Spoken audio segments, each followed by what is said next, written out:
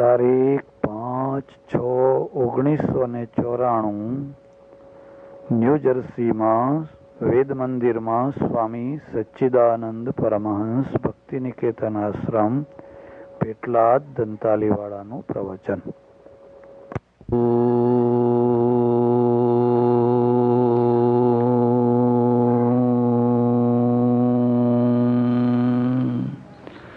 નમઃ શાંતાય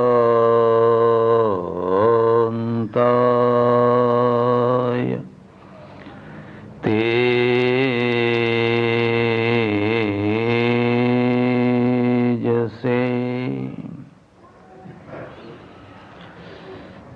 વેદ મંદિરના કાર્યકર્તા ભાઈ બહેનો, સજ્જનો અને બહેનો, કોઈ નાવને તમે જોઈ હોય તો એ નાવમાં કેટલાક ખાસ અંગો હોય છે. એમાંના બે અંગો બહુ મહત્વના છે. એક અંગનું નામ છે સુકાન અને બીજા અંગનું નામ છે સુકાની. માનો કે તમે એક નાવમાં બેઠા હોવ અને નાવનો શડ સારો હોય, નાવ પોતે સારી હોય, બાકી બધું સારું હોય, પણ જો એને સુકાન ના હોય તો એ નાવ તમને કોઈ લક્ષ્ય ઉપર પહોંચાડી ન શકે. તો એ નાવ બેસી જાઓ, કોઈ આગળ ના આવે, હું ચાલુમાં બેસી જાઓ. તો એ નાવ જે છે ગમે એટલી સારી હોય પણ એ તમને કદી પણ કોઈ લક્ષ્ય સુધી પહોંચાડી ન શકે, કારણ કે એમાં સુકાન નથી. પણ માનો કે નાવમાં સુકાન હોય પણ એ સુકાનનું સંચાલન કરનાર કોઈ સુકાની ન હોય તો પણ તમારી નાવ તમને લક્ષ્ય ઉપર પહોંચાડી શકે નહીં. જિંદગી એક નાવ છે, જીવન એક નાવ છે. આપણે બધા કોઈની સારી નાવમાં, કોઈ ખોટી નાવમાં, કોઈને કોઈ નાવમાં આપણે બેઠા છીએ અને આપણે સૌ કોઈને કોઈ કિનારા તરફ જવા માટે પ્રયત્ન કરી રહ્યા છીએ. પણ માનો કે આપણી નાવમાં સુકાન જ ન હોય તો? તમે સુકાનનો અર્થ સમજ્યા?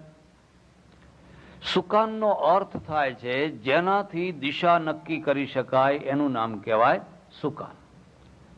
તમારે પૂર્વ દિશામાં જવું છે, પશ્ચિમ દિશામાં જવું છે. તમારે જવું હોય પૂર્વ દિશામાં પણ જબરજસ્ત પવન તમને જબરજસ્તી પશ્ચિમ દિશા તરફ ખેંચી લઈ જતો હોય અને સુકાન ના હોય તો તમે ખોટા લક્ષ્ય સુધી પહોંચી જાઓ, અથડાઈ જાઓ. જિંદગીમાં જે નાવ છે એ નાવનું સુકાન તમે સમજ્યા? સુકાન એટલે શું?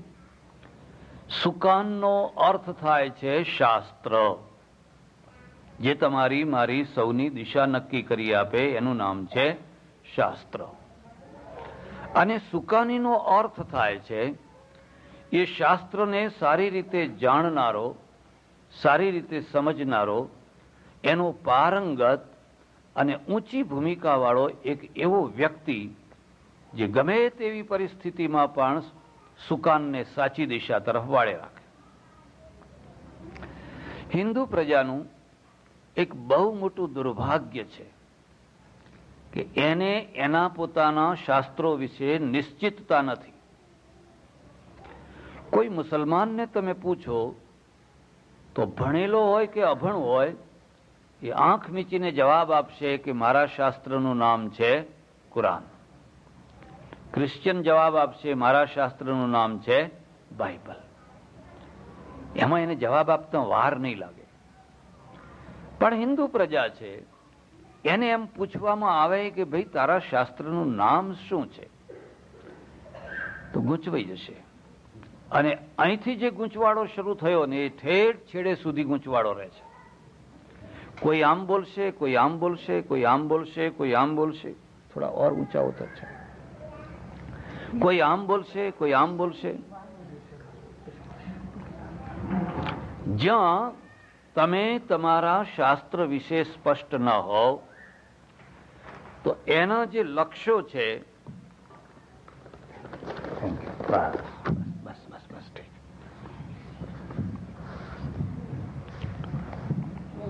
ઠીક ઠીક.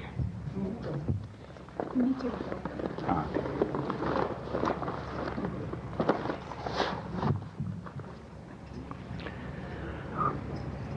એના જે લક્ષ્યો છે ને, એ લક્ષ્યો વિશે તમારી અસ્પષ્ટતા આવી જ જશે. એક બીજી વાત યાદ રાખજો, જિંદગીનો સૌથી મોટામાં મોટો કોઈ દુશ્મન હોય તો એ અસ્પષ્ટતા છે. જો તમે સ્પષ્ટ નથી તો તમારા અંદર જ તમારો દુશ્મન બેઠો છે. તમારે ધંધો કરવો છે, તમે સ્પષ્ટ નથી. તમારે દીકરી પરણાવવી છે, તમે સ્પષ્ટ નથી. તમારે કોઈની સાથે સંબંધ બાંધવો છે પણ તમે સ્પષ્ટ નથી.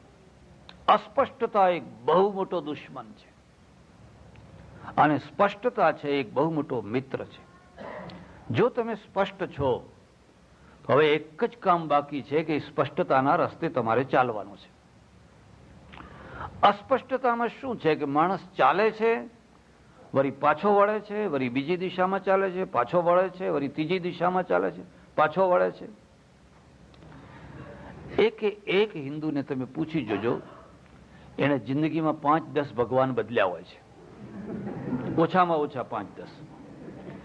5-10 ગુરુ બદલ્યા હોય છે, 5-10 કંઠીઓ બદલી હોય છે. અને હજુય જો કોઈ સારો બાંધનારો મળી જાય તો હજુય બદલવા કેમ?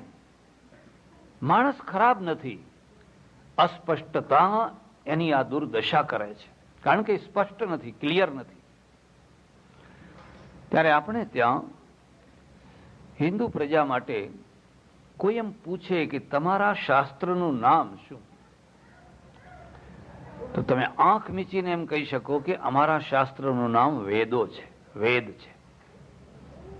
પણ વેદ કોણે જોયા? વેદ લોકો સુધી ક્યાં પહોંચ્યા? બાઇબલ ઘર ઘર પહોંચ્યું. રોડ ઉપર ઉભા રહીને મફત આપે છે લોકો, તમને ઘેર મોકલાવે પોતાના ખર્ચે. વેદો ક્યાં લોકો સુધી પહોંચી શક્યા? પહોંચતા અટકાવવામાં આવ્યા, પહોંચતા અટકાવવામાં આવ્યા. એક વાત. બીજી વાત છે, વેદો ન પહોંચ્યા એનું પરિણામ હિન્દુ પ્રજા આજે ભોગવી રહી છે. પછી શું થયું? પછી વિકલ્પો ખોળવા માંડ્યા. હંમેશા એક નિયમ છે, વેક્યુમ છે ને એ બહુ દુઃખદાયી છે. કોઈ પણ પ્રકારનું વેક્યુમ છે, જ્યાં તમારા જીવનની અંદર કોઈ વેક્યુમ આવે એટલે તમે જલ્દીથી એનો વિકલ્પ શોધો અને પછી કચરો હાથમાં આવે તો કચરો ભરી દો, જે કંઈ હાથમાં આવે એ તમે એમાં ભરી દો. વેક્યુમ બહુ દુઃખદાયી છે. મસ્તિષ્કનું વેક્યુમ, હૃદયનું વેક્યુમ, પેટનું વેક્યુમ. પેટ ખાલી છે, કકડીને ભૂખ લાગી છે. બુભુક્ષિતઃ કિમ ન કરોતિ પાપમ. લાય લાય લાગી છે. હવે એને જે મળશે એ ખાઈ લેશે. પછી એમ વિચાર નહીં કરે કે આ મારાથી ખવાય કે ન ખવાય, કે એનો કશો વિચાર નથી. એના અંદર બહુ મોટું વેક્યુમ થયું છે. અને એક તિજોરીનું વેક્યુમ. तिजोरी वैक्यूम समझा? पैसा, तिजोरी खाली है. अब वो निश्चय नहीं करेगा, किसी न किसी रूप में तिजोरी भरनी है, जेब भरनी है. लोग कहेंगे ये काम करो तो करेंगे, वो काम करो तो करेंगे, वो काम करो तो करेंगे, क्योंकि जेब खाली है. अमेरिका तो एक ऐसा देश है कि यहाँ कोई काम करने में किसी को कोई शर्म लगती. और देश, हमारा देश एक ऐसा है कि अमेरिका से लोग जाते हैं तो इतना अच्छा सूट पहन करके जाते हैं, और 2-3 बरस यहाँ रहते हैं, जूस पीते हैं, पानी नहीं पीते हैं. यहाँ तो पानी की जगह पे जूस पीते हैं और मैं तो कहता हूं अच्छा है जूस पीते हैं और नहीं पीवे तो अच्छा है।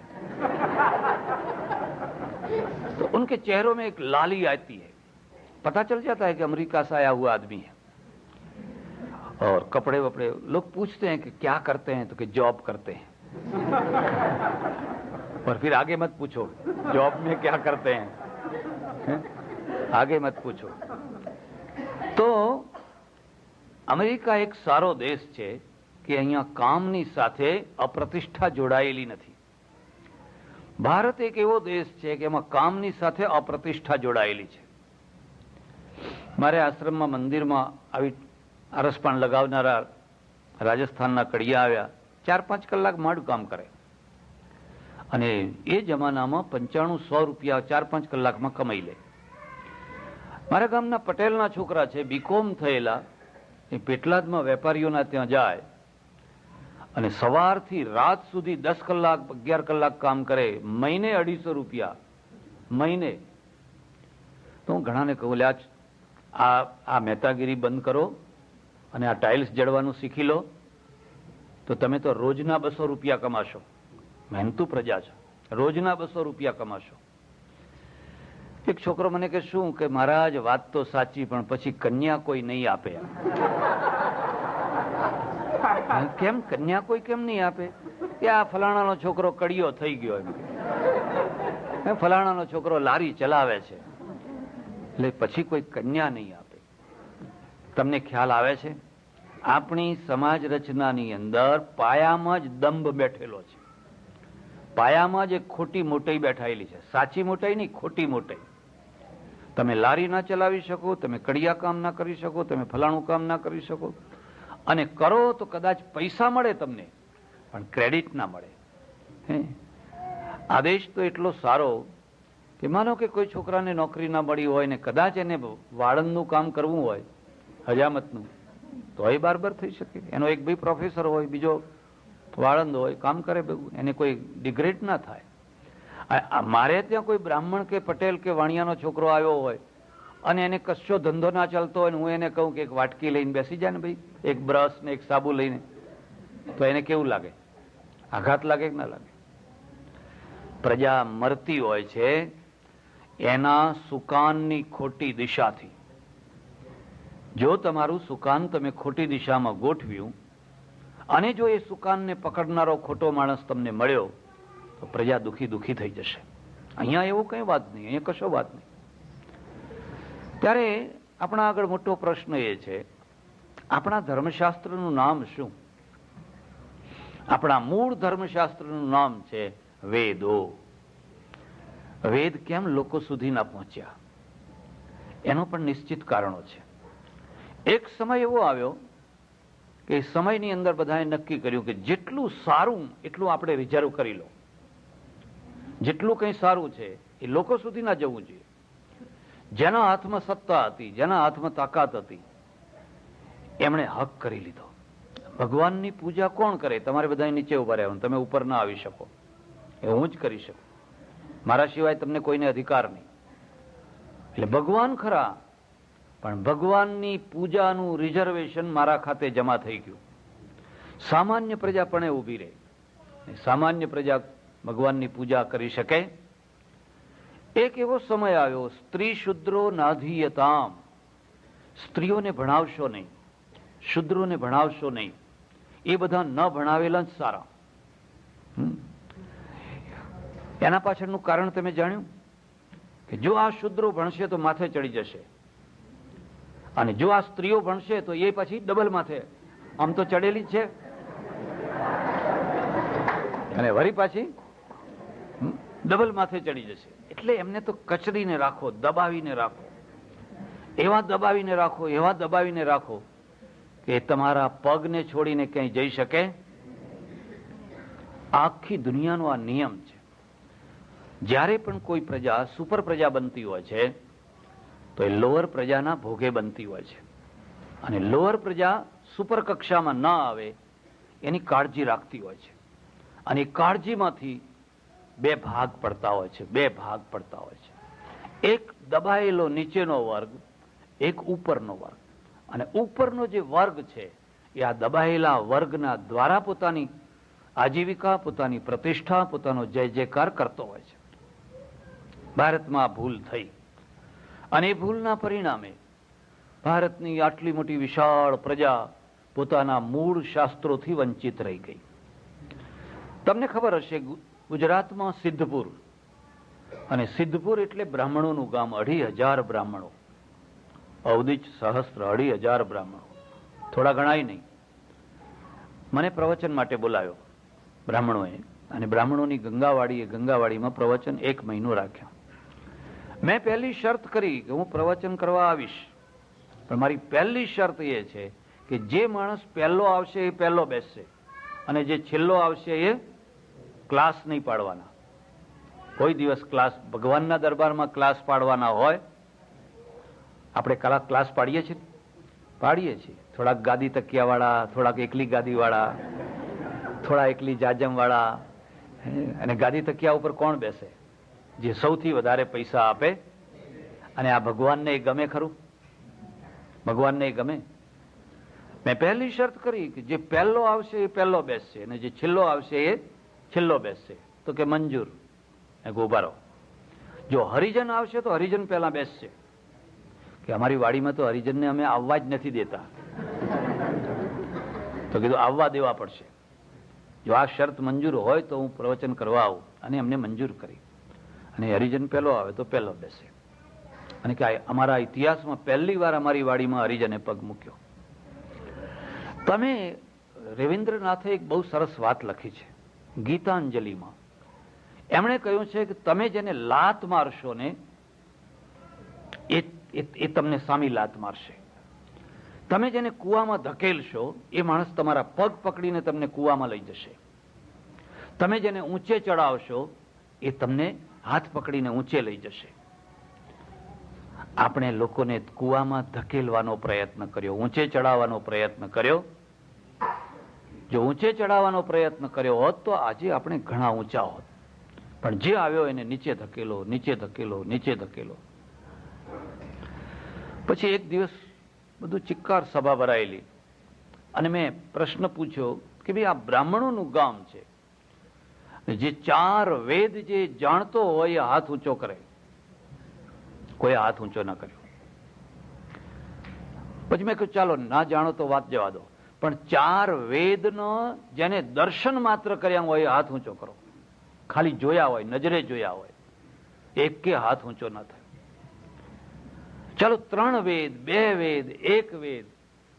એક માણસે કહ્યું મહારાજ અમારા કોઈના ઘરમાં વેદ છે જ નહીં, કોઈના ઘરમાં નથી. જો બ્રાહ્મણની આ દશા હોય તો બીજા લોકોની તો શું દશા હોય? જો બ્રાહ્મણના ઘરમાં વેદ ભગવાન ના હોય તો બીજા લોકોની તો પછી વાત જ કરવાની ક્યાં રહી? પણ આવું કેમ થયું? આવા થવાના નિશ્ચિત કારણ છે. આપણે સૌ એમ માનીએ છીએ કે અંતે તો વાવેલું જ આપણે લડવું પડતું હોય છે. જે તમારું વાવેલું છે એને જ આજ લણવાના દિવસ આવ્યા છે.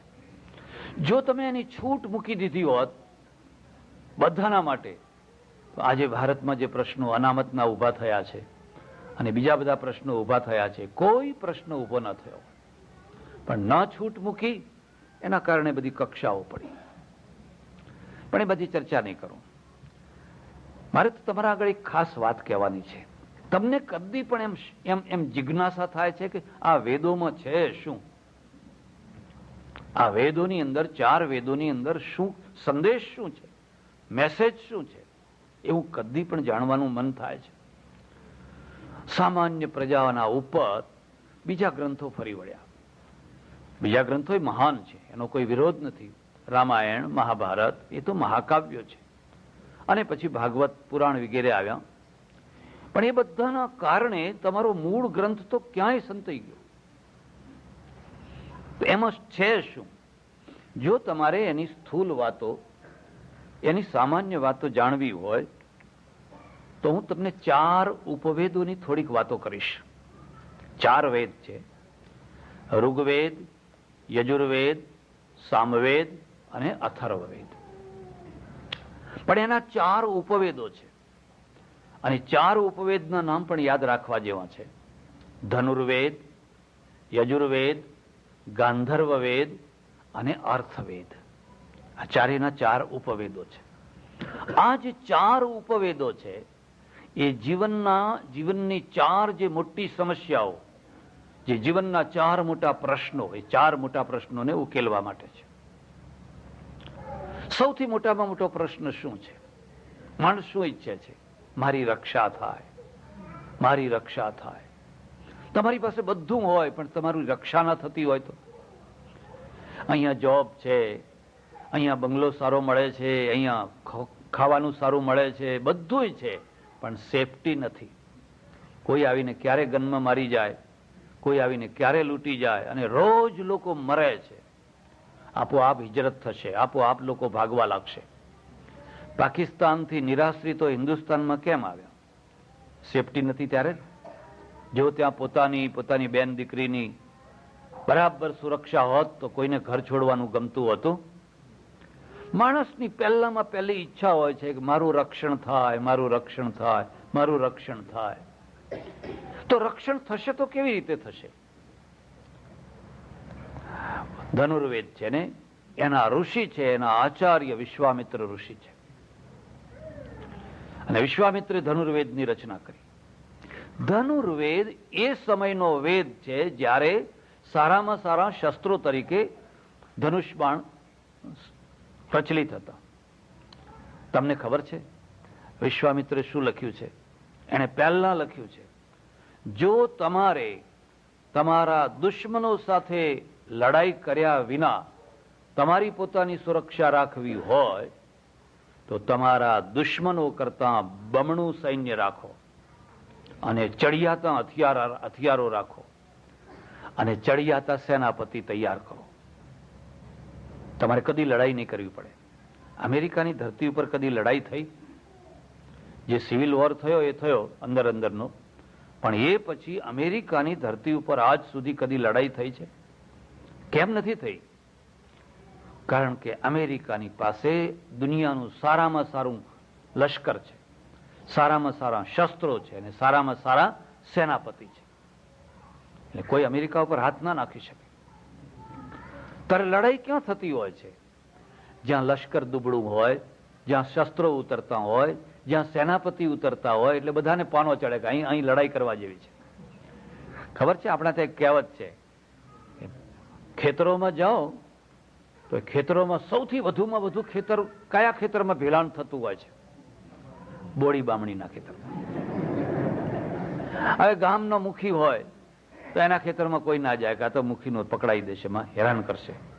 ત્યારે કોઈ દરબારનું, મૂછવાળા દરબારનું હોય કે એટલે દુર્રો આ તો હેરાન કરશે નકામાં. અને બિચારી કોઈ વિધવા સ્ત્રી હોય ને બ્રાહ્મણી હોય ને એના આગળ પાછળ કોઈ ના હોય, એટલે બધા આવતા જતા કહે કે આમાં કઈ વાંધો નહીં, આપણે ચરો, ઢોરા ચારો, બધું ચારો. કેમ? કારણ કે ત્યાં સામે કોઈ પ્રતિકાર કરનાર નથી. એટલા માટે દુર્બળતા છે ને, એક બહુ મોટું પાપ છે, એક બહુ મોટો દોષ છે. કોઈને છોકરો હોય બધાને વિક્ષેપ કરતો હોય તો લઈ જાઓ બેન, એ ઠેઠ સુધી તમને નહીં સાંભળવા દે ને બધાને નહીં સાંભળવા દે. કોનું છે? ધ્યાન દો. આ બીજા પણ સમજી જજો. જ્યારે પ્રવચન તન્મય થઈને થતું હોય ને લોકો તન્મય થઈને સાંભળતા હો, અને ત્યારે તમે વારંવાર વિક્ષેપ કરો, વારંવાર ગડબડ કરો તો પાપ લાગે, દોષ લાગે. તમે બધાની શાંતિમાં ભંગ પડાવો છો. એટલે આ મુદ્દાને સમજજો. હવે વિચાર કરો કે તમે એક એવા નાવમાં બેઠા છો જે સોને જડેલી છે, હીરે જડેલી છે, પણ રક્ષાની કોઈ વ્યવસ્થા નથી. બધા વાણિયા જ વાણિયા ભેગા થયા છે. તો એ નાવની દશા, ચાંચિયા લૂંટી લેશે દરિયા વચ્ચે. ચાંચિયાઓ આવશે ને દરિયા વચ્ચે તમને લૂંટી લેશે. એટલે પેલો વિશ્વામિત્ર ઋષિ છે, ધનુર્વેદનો જે આચાર્ય છે, એણે કહ્યું પહેલું કામ છે પ્રજાને રક્ષણ આપવાનું. અને રક્ષણ આપવું હોય તો આ 3 કામ કરવાના. જરા તમારી છાતી ઉપર હાથ મૂકીને વિચાર કરો, તમે સેનાપતિ કેટલા પેદા કર્યા? ખાસ કરીને કોઈ ગુજરાતી પ્રજાને એમ કે ભાઈ ગુજરાતમાંથી સેનાપતિઓ કેટલા પેદા થયા? તો આપણે કહીએ કે અરે અમે તો મોટેલ હોય તો મોટેલ વાળા ઘણા છે અમારી પાસે, હોટેલ વાળા છે. અને તમને ખબર છે અમારે ત્યાં ગુજરાતમાં મોટા ભાગે પટેલો છે ને, એમની પટલાણીઓ હોય ને, એમને 2 ભેંસો બાંધી આપે. ખ્યાલ ને? ભેંસ હોય ને એટલે આખો દાડો 4 લાવવી, પૂરો લાવવો, આમ નવડાવવી, આમ ધોવડાવવું, આમ કરવું, દોવું. એ બિચારી એમાં ને એમાં આખો દિવસ લાગી જતી હોય. અહીંયા ભેંસોની જગ્યાએ મોટેલો બાંધી આપી છે.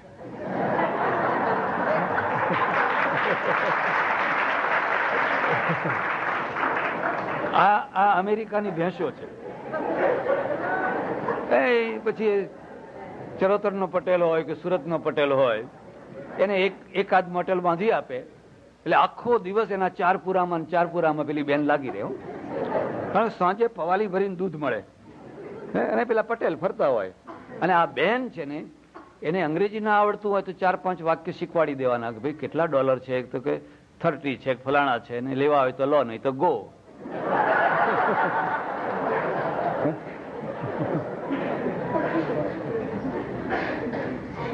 તમારી પાસે સમૃદ્ધિ હોય પણ જો સુરક્ષાની વ્યવસ્થા ના હોય તો સમૃદ્ધિ દુશ્મન થઈ જાય. ભિખારીને કોઈ લૂંટતું નથી, એ તો રોડ ઉપર એકલો સૂતો હોય ફૂટપાથ ઉપર, કારણ કે એની પાસે લૂંટાવા જેવું કંઈ. પણ જેની પાસે ઘણું છે અને ઘણું હોવા છતાં બાવડા નથી, મસલ નથી, હવે એ માણસ તો લૂંટાઈ જવાનો, વારંવાર લૂંટાઈ જવાનો. એટલે પહેલી શરત છે, તમે સેનાપતિઓ પેદા કરી શક્યા? તમે સૈનિકો પેદા કરી શક્યા? ભારતનો આગળ મોટો પ્રશ્ન છે, તમે સિકંદર કેટલા પેદા કર્યા? તમે નેપોલિયન કેટલા પેદા કર્યા? આટલો મોટો દરિયો તમારા પાસે, તમે વાસ્કોડી ગામા કેમ પેદા ના કર્યો? તમે કોઈ કોલંબસ કેમ પેદા ના કર્યો? પેલો ઓસ્ટ્રેલિયા ખાલી પડ્યો હતો અને ખાલી દેશ તો પોકાર કરતો હતો કે આવો આવો મને ભોગવો, પણ આપણે એમાંનું કશું ન કરી શક્યા. કેમ ન કરી શક્યા? ન કરી શકવાનું એક જ કારણ છે, તમે ધનુર્વેદનો ત્યાગ કર્યો. અને ધનુર્વેદનો ત્યાગ કર્યો એટલે ઇતિહાસે તમારો ત્યાગ કર્યો. આ વાત યાદ રાખજો. પ્રત્યેક ઇતિહાસ શસ્ત્રના માધ્યમથી નીકળતો હોય છે. શસ્ત્રધારીઓનો ઇતિહાસ હોય છે અને શસ્ત્ર વિનાનો ઇતિહાસ નથી હોતો. શસ્ત્રના માધ્યમથી ઇતિહાસ નીકળતો હોય છે. આખી દુનિયામાં આજે સુપર પ્રજા, કોઈ સુપર પાવર હોય તો અમેરિકા છે. અને અમેરિકાની સુપર પ્રજા કે સુપર પાવર થવાનું મુખ્ય કારણ છે, એના ત્યાં ધનુર્વેદની રોજ આરતી ઉતરે છે. એના ત્યાં રોજ ધનુર્વેદની આરતી ઉતરે છે. આજે જે મિસાઇલ છે, રોકેટ છે, એ ધનુર્વેદના જ પરિણામ છે. એક પછી એક વિકાસ થતો ગયો અને નવી આઈટમો બનાવતા ગયા. એમાંથી આજે એક સુપર પ્રજા આખી ઊભી થઈ. આ આરતી ઉતારવાનો આ જ અર્થ છે. એટલે પહેલામાં પહેલી શરત છે. હું ઘણી વાર લોકોને કહું, મને આવીને લોકો કે મહારાજ કઈ માળા હોય તો આપો. મેં કહું માળા નહીં, જો તારે જોઈતો હોય તો દંડો આપું. મેં કે શું કરવા? મેં કહું હડકાયા કૂતરા કાઢવા માટે. હડકાયા કૂતરા ઘણા થયા છે, તમને જંપીને જીવવા નહીં દે, કોઈ જગ્યાએ તમને જીવવા નહીં દે. જો તમારી પાસે શસ્ત્ર હશે, શક્તિ હશે, આપોઆપ લોકો. આ શીખ પ્રજા કેમ મહાન બની? એ તો શીખ કોણ છે? વાણિયા છે, વૈશ્ય છે. એમની અટકો જુઓ, કોઈની ભાટિયા છે, કોઈની ખત્રી છે, કોઈની રોડે છે, કોઈ અહલુવાલિયા, એ બધા પંજાબના બધા વૈશ્યો છે. એક ટાઈમે બધા વેપારીઓ વૈશ્યો હતા, પણ એમને એક સુકાની મળ્યો અને સુકાનીએ આખા સુકાનને બદલી નાખ્યો અને એને કહ્યું કોઈ દિવસ શસ્ત્ર વિનાના મારી પાસે ના આવશો. એમાંથી એક આખી એવી બહાદુર પ્રજા બની, એવી બાહોશ પ્રજા બની કે આજે આખી દુનિયામાં એ છે. પણ એનું એક વ્યક્તિત્વ છે, એના ઉપર જલ્દી કોઈ હાથ નથી નાખી શકતો. જો તમારે રિવર્સ જવું હોય વેદ ભગવાન પાસે, ના જવું હોય તો વાત જુદી છે. આ વેદ મંદિર છે, એટલા માટે મારે આ ચર્ચા કરવાની છે. તો પહેલા તમને ઉપદેશ આપે છે. એક બીજી વાત યાદ રાખજો, હિન્દુ પ્રજા હિંસાવાદી નથી, એમ હિન્દુ પ્રજા અહિંસાવાદી પણ નથી. આ બે વાત ખોટા છે. જો તમે હિંસાવાદી બનો તો હિટલર થઈ જાઓ, તમારે ગેસ ચેમ્બરોની અંદર બધા યહૂદીઓને મારવા પડે, તો એ ક્રૂરતા છે. તો તમે ઈદી અમીન થઈ જાઓ, યુગાન્ડાના. તો આ એક છેડો છે. આપણે હિંસાવાદી નથી. પણ એક બીજો છેડો છે, આપણે અહિંસાવાદી પણ નથી. અહિંસાવાદ પણ એટલો જ નકારાત્મક છે. જો તમે એમ કહો કે અમે અહિંસાવાદી છીએ, તો તમે વેદોને સમજી નથી શક્યા, તો તમે ગીતાને નથી સમજી શક્યા. આખી ગીતાની ઉત્થાનિકા શું છે? યુદ્ધ, યુદ્ધ, યુદ્ધ. શા માટે યુદ્ધ? કૃષ્ણે બહુ પ્રયત્ન કર્યા. દુર્યોધન, તારા ભાઈઓ છે, બીજું કઈ નહીં તો 5 ગામ આપ, આ તારા ભાઈઓ છે, કંઈક આપ. અને દુર્યોધને એક જ વાક્ય કહ્યું, સુચ્યગ્રે નૈવ દાસ્યામી વિના યુદ્ધેન કેશવ. હે કેશવ, તમે તો 5 ગામ માગો છો, પણ 100ની અણી જેટલી જમીન પણ હું આપવાનો, યુદ્ધ વિના હું આપવાનો નથી. હવે શું કરશો? તમારી તમામ ડાપણની વાતો, તમારા હાથ જોડવા, તમારા તમામ પ્રયત્નો નિષ્ફળ જાય, અને છતાંય પેલો એટલું કહે કે 100ની અણી જેટલી જમીન પણ હું નહીં આપું, તો 2 રસ્તા છે. એક રસ્તો તો એ છે કે શરણાગતિ, ચાલો ત્યારે હવે ભલે તમને જે ઠીક લાગે એ કરો. અને બીજો રસ્તો છે કે અન્યાયનો પ્રતિકાર, અન્યાયના સામે ન્યાય માટે ઝઝુમવાનો પુરુષાર્થ. કૃષ્ણ એક એવા સુકાની છે જેણે પાંડવોને કહ્યું યુદ્ધ કરો. આ યુદ્ધ સિવાય કોઈ આનો નિવેડો આવવાનો? તો જો ન યુદ્ધ કરો તો થાય શું? એક બીજી વાત યાદ રાખજો, યુદ્ધથી ભાગનારને યુદ્ધ વળગતું હોય છે. હડકાયું કૂતરું કોઈ કૂતરું હોય, કોઈ જગ્યાએ જાઓ અને જો તમે દોડ્યા તો તમારો પગ પકડ્યો સમજો. દોડ્યા એટલે તમારી પાછળ દોડવાનું જ. પણ જો તમે ઊભા રહ્યા અને જો સામે થયા તો એ પોતે ભાગવાનું. પ્રજાને દોડતી બનાવવી છે, ભાગતી બનાવવી છે, કે પ્રજાને ઊભી રહીને સામે પ્રતિકાર કરનારી કરવી છે? આપણે પ્રજાને દોડતી કરી, ભાગતી કરી. આપણે ભાગ્યા જ ભાગ્યા, ભાગ્યા જ ભાગ્યા, ભાગ ભાગ કર્યા. આજે પણ ભાગી રહ્યા છીએ. મારી વાત ઉપર વિશ્વાસ ન હોય તો અમદાવાદ જજો, ગુજરાત જજો, મોહલ્લાના મોહલ્લા ભાગી રહ્યા છે, મોહલ્લાના મોહલ્લા ખાલી થઈ રહ્યા છે. 1-2 વિધર્મીઓ આવે અને 1-2 મકાનો રાખે, બસ એની સાથે આખો મોહલ્લો અડધી કિંમતે ખાલી. કેમ? કારણ કે તમે વેદ ભગવાનનો સંદેશો જીવનમાં નથી ઉતાર્યો, એનું આ પરિણામ છે. જો તમે વેદ ભગવાનનો સંદેશો જીવનમાં ઉતાર્યો હોત તો તમે ભાગતી પ્રજા, તમે નમાલી પ્રજા, તમે કાયર પ્રજા ના બની હોત.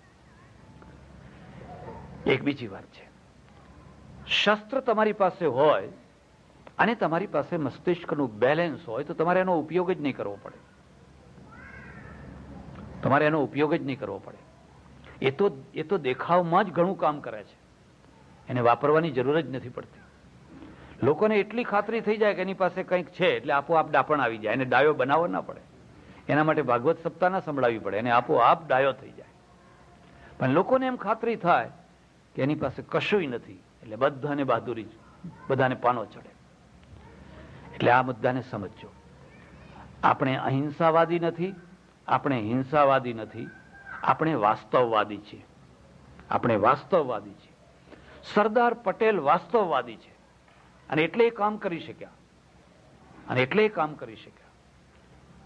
એમણે જે નિર્ણયો કર્યા એને પાર પાડવાના, અને એટલે નિઝામનો પ્રશ્ન ઉકેલી શક્યા, જુનાગઢનો પ્રશ્ન ઉકેલી શક્યા, બીજો પ્રશ્ન ઉકેલી શક્યા, કાશ્મીરનો ઉકેલી નાખો. પણ એ પ્રશ્ન એમના હાથ સુધી પહોંચ્યો નહીં, પહોંચવા દીધો નહીં. અને જેના હાથ સુધી પહોંચ્યો એ હાથ થરથરતા હાથ હતા, ધ્રુજતા હાથ હતા, અસ્પષ્ટ હાથ હતા. આ કરવું કે આ કરવું કે આમ કરવું કે આમ કરવું. આજ તમે જોઈ શકો છો પ્રશ્ન કેટલો બગડી ચૂક્યો છે. એટલે સજ્જનો, વેદનો પહેલો સંદેશ છે, અને અમારા ત્યાં વેદોની અંદર સૂક્તો છે, અને સૂક્તોની અંદર ઋષિ છે ને એ સવારના પહોરમાં પૂર્વ દિશામાં બેસી અને સૂર્યનારાયણને લક્ષ્ય કરીને પ્રાર્થના કરે છે કે મારા સેનાપતિઓ મહાન હોય, મારા સૈનિકો મહાન હોય, મારા ઘોડા મહાન હોય, અમારા ધનુષબાણ વાળા ઈશવ્ય, અમારા જે ધનુષબાણ ધારણ કરનારા છે એ મહાન હોય, તેજસ્વી હોય. અને પ્રાચીન કાળમાં આપણા ત્યાં આ બેન જ્યારે કોઈ વડીલને પગે લાગવા આવે ત્યારે વડીલ શું આશીર્વાદ આપતા એ તમને ખબર છે? વીર પ્રસુ ભવ, તું વીર પુત્રોને પેદા કરનારી માતા બન. વીર પ્રસુ હવે આજે આ માતાઓ અમારી પાસે લઈ આવે કે છોકરા ઉપર હાથ મૂકો ને, એના માથા ઉપર હાથ મૂકો ને. શા માટે હાથ મુકાવે તમને ખબર છે? એકવાર એવું બન્યું કે હું ઉત્તર ગુજરાતના એક ગામમાં રહું ને, ઉનાળાના દિવસો ને ધોમ તાપ ચાલે, ગરમી બહુ પડે. બપોરે 12 વાગે કોઈના ત્યાં જમવા ગયેલો અને સૂર્ય તપી ગયેલો. એ જમીન બહાર નીકળ્યો 2-4 માણસો સાથે, અને 15-20 માણસો છે એ ઉભેલા બધા દર્શન કરવા માટે. એમાં એક પાંચાલની ડોશી, એના હાથમાં આવડું નાનું છોકરું, એ ટોળામાંથી દોડીને આવી અને પેલું છોકરું હતું એ મારા પગમાં મૂકી દીધું. પગમાં મૂકી, હવે ધગધગતી ધરતી છે. અરે મેં કહું બેન ઉપાડી લે. ના મહારાજ એમ કે હારો જોઈને આશીર્વાદ આપો. એમ હારો જોઈને આશીર્વાદ. હવે હારો જોઈને કયો આશીર્વાદ આપો? અને ત્યારે હું આ ટોપી ના પહેરતો, માથું મુંડન કરાવેલું, ઉઘાડું માથું, એટલે મારું માથું તપતું હતું. મને કઈ સૂઝ્યું નહીં, એટલે મેં મહારાજ માથા ઉપર હાથ ફેરવીને કહ્યું, જા બેટા મારા જેવો થજે. અને એને ઝટ દઈને છોકરું ખેંચી લીધું, કઈ આશીર્વાદ લાગી ના જાય. આશીર્વાદ કઈ લાગી ના જાય એટલે ઝટ દઈને છોકરું ખેંચી લીધું. કેમ? એની એક જ ઈચ્છા છે કે મારા છોકરાને મહારાજ એવો આશીર્વાદ આપે કે કાં તો એ બિરલા થાય, કાં તો એ ટાટા થાય, કાં તો કોઈ બીજો થાય, કાં તો કોઈ. ભાઈ આ જ ઈચ્છા છે, એને બીજા કોઈ આશીર્વાદની જરૂર. મારે એકવાર કાશ્મીર, હું 3-4 વાર કાશ્મીર ગયો, અને મારે એકવાર કાશ્મીર જવાનું થયેલું પહેલી વાર. અને શું તમને વાત કરું, અમારે સાધુઓને બધા જાતના અનુભવો થાય. બન્યું એવું કે કાશ્મીરના મહારાણીને એમના ત્યાં જમવા જવાનું થયું. એટલે મોટી મોટરો ને આલિશાન ભવનો ને બધું જોયું. ને મહારાણી છે એ ઠેઠ દરવાજા સુધી સામે આવી પધાર્યા, અને નીચે જ પડીને નમસ્કાર ને બધું કર્યું. તો મને સંકોચ થાય કે આ આટલી દેવી આટલી ઊંચી જગ્યા ઉપર ને કેટલી નમ્રતાથી નમસ્કાર કરે છે.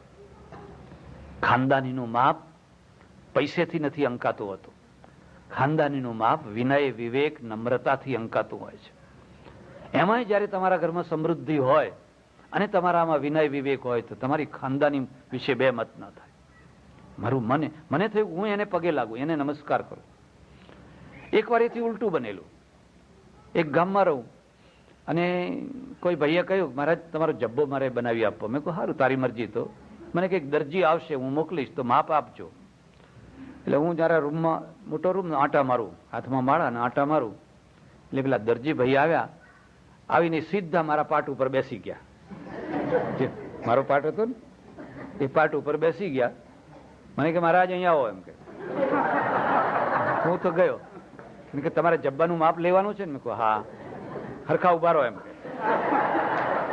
ઉભા રહ્યા. શું કર્યું? એને માપ લીધું, એ માપ લઈને ગયો. બરાબર છે. મેં એને અક્ષરે કઈ કહ્યું નહીં. અક્ષરે કઈ ના કહ્યું તો પછી દુર્વાસા હોય તો એ ખબર પડે ને. હું વિચાર કરું કે એક આ માણસ છે, એક પેલી રાજાની રાણી છે. ત્યારે રાજા નતા પણ કરણસિંહ છે ને, સદરે રિયાસત હતા, એટલે ત્યાંના ગવર્નર હતા. તો એ તો રાણી જેવી જ. એણે મને કહ્યું, મને કે મારી એક જ ઈચ્છા છે, મારા કરણસિંહ છે ને એ ભગત પ્રહલાદ જેવા બને, ધ્રુવ જેવા બને, એવા આશીર્વાદ આપો. જો આને ધ્રુવ બનાવો છે, આને પ્રહલાદ બનાવો છે, કેટલી ઊંચી ભાવના છે. અને પેલી ડોશીને બિરલા બનાવો છે, ટાટા બનાવો છે. આપણી પ્રાચીન પદ્ધતિ છે કે બહેનોને આપણે પહેલેથી જે આશીર્વાદ આપીએ, વીર પ્રસુ ભવ, તું વીર પુરુષને જન્મ. અને વીર પુરુષ એટલે ખાલી શસ્ત્રનો વીર નહીં. વીરતા તો ચારે દિશાની વીરતા છે. સમાજની અંદર કોઈ સુધારો કરવો હોય તો વીરતા જોઈએ. કાયર માણસો સુધારો ના કરી શકે. બીજા કોઈ કામ કરવા હોય તો એમાં વીરતા જોઈએ. ડગલે ને પગલે વીરતા જોઈએ. વધારે ચર્ચા નહીં કરું. મારે આટલી જ તમને વાત કહેવાની છે કે પ્રજાને જો વેદનો સંદેશો પહોંચાડવો હોય તો એનો પહેલો સંદેશો છે, તમે પોતે સુરક્ષિત બનો અને બીજાને સુરક્ષા આપો. જો તમે સુરક્ષિત હશો તો બીજાને સુરક્ષિત કરી શકશો. તમે સુરક્ષિત નહીં હોવ તો તમારી દ્રૌપદીના લોકો વાળ ખેંચશે, તમારી દ્રૌપદીના લોકો સાડી ખેંચશે, અને તમે ઉભા ઉભા ટગર ટગર ટગર ટગર જોયા કરશો. દુર્બળતા એક મોટું પાપ છે. એક બીજી વાત યાદ રાખજો, ઉપદેશો જે છે એક ધરતી ઉપરના હોય છે અને એક આકાશના હોય છે. જ્યારે ઉપદેશો આકાશના થઈ જાય ત્યાં પ્રજા તરંગી થઈ જાય. અને તરંગી પ્રજા છે ને એના પોતે મેરે મળી જતી હોય છે, એને મારવી નથી પડતી હોતી.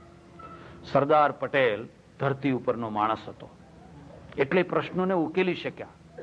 અને જે લોકો આકાશમાં ઉડતા હતા એ તરંગી હતા, એ પ્રશ્નોને ઉકેલી ન શક્યા. બહુ ઊંચી વાતો કરો, બહુ ઊંચી વાતો કરો, એથી કયો પ્રશ્ન ઉકેલવાનો છે? માનો વિવેકાનંદ છે, અને વિવેકાનંદ રામકૃષ્ણ પરમહંસ પાસે ગયા. રામકૃષ્ણને કહ્યું, મને વેદાંત સમજાવો, મને આત્માની વાત સમજાવો, પરલોકની વાત સમજાવો, વેદાંતની વાત સમજાવો. ત્યારે રામકૃષ્ણે એમને કેવી રીતે વેદાંત સમજાવ્યું તમને ખબર છે? તમને ટૂંકી વાત કહીશ.